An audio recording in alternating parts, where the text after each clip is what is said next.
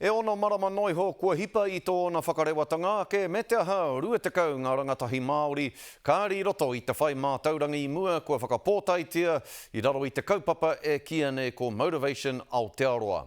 Ko te kaiwhakahaere I tēnei kaupapa, ko te prehitini o te rōpū mangaru o te Wairoa, ko te rōpū tautoko, ko te kōmihana pakihi o te takiwā. Nā, ko te whāinga, kia pai ake te ao kei mua I ngā tāne Māori o te Wairoa. Kia tahuri ake tātou. Ko tā Lincoln Tither he te kaumātahi o na tau, te tāia e ia te anga whakamua. I was just disrespecting my mum. I was just playing Fortnite, and all Fortnite helped me with was just getting mad every time because I was always dying.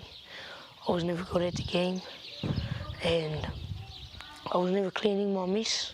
Ko tāna nā te kaupapa nei I tēnei tōna waiaro. My goals now is to make my mum proud, be an engineer when I'm older, and my third one is to find more talent.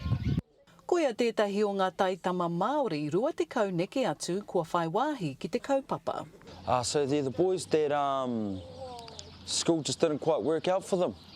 The boys who, if they weren't down here at the program, they'd be uptown walking around or under the bridge smoking weed, all that type of stuff.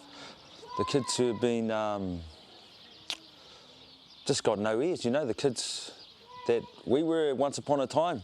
Kua ono marama tēnei kaupapa e haere ana, nā te pūtea tautoko o tētahi rōpū e noho nei ki Wairoa. So what I love about Bronson's program we all do as a table is that he's making no qualms about the fact that this is about uplifting young Māori, and that it's marae based, and that's really important so that they feel safe and secure in the environment that they're in. Ka oti rātou I te kaupapa nei I raro I te maru o Ruatani Whāmarae, me o rātou hoa whānau hoki. You know, we've got them engaged and that's the key.